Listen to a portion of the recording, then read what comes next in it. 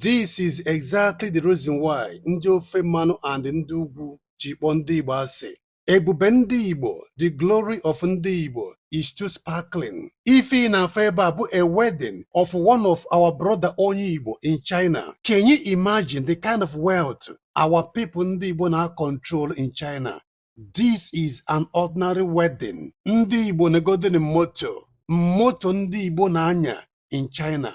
Ọ bụrụkwa rented cars nke o ji abụ a borrowed cars. Ọ nke a bụ ndị nwe obodo.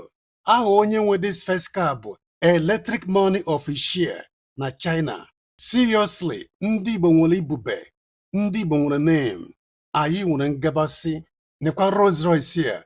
This is the groom, a man from Iyara. Ọ ya nwe Rolls Royce here. That is the groom.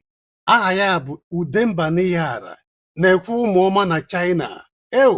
Ego karịrị, ego nwere ọnụ, ifere ifeọma amaka, ifeọma na efe efe.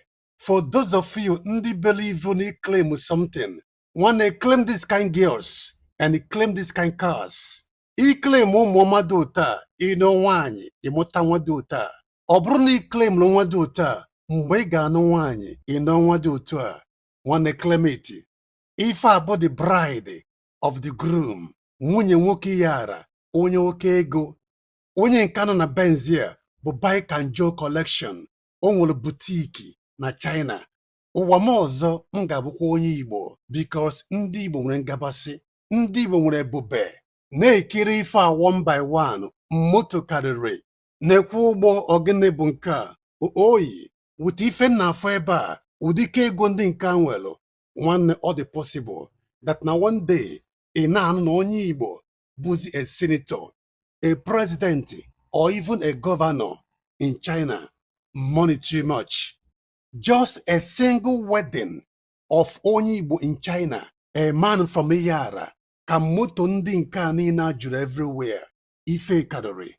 Onye nke a bụ a president of ndị Ebonyi steeti in China. Na-ekwu ụmụazị ọma o bu na moto. In fact, ọ dịzikwa ka gasị na ndị China nwere the most beautiful girls. Ọ bụrụ ndị nke ike nlapasị a anyị na-afụ na Lagos. Ndị nke a makazikwanụ. Hey, ọ gịnị bụ nke a bikonu? Ala agba na ndị ala ebe a. Onye nke a bụ Fasona Estate. O nwere estate in China. Onye nke a bụ a president of Iyara community in China. The goodness me. Nkụtọnkụ kwupụrụ nkụtọnkụ. Onye nke a nwere cargo na China, isi mmiri cargo of China.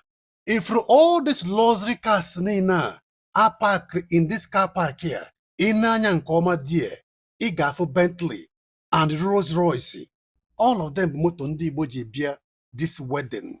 Nekwa prapra nwa nke a bụ na moto. Our people in China na-eri nri malụ mma, ndị a nwere taste. Onye nke a bụ ọgụgụ mobi exchange company in China.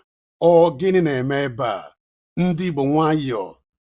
Our people ndị Igbo in China nwayọọ. The other one bụ a doctor in China. Onye nke a bụ oversize money n'Asia. Oversize money n'Asia. Nekwa nwa ya nwoke. Afọ dị mkpa, afọ ogologo ime ya.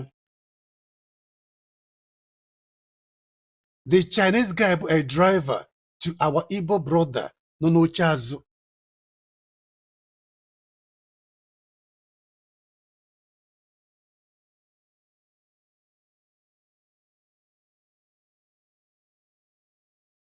Nke a bụ the best man to the groom. According to ife a na-ekwu ebe a, o nwere car company na China.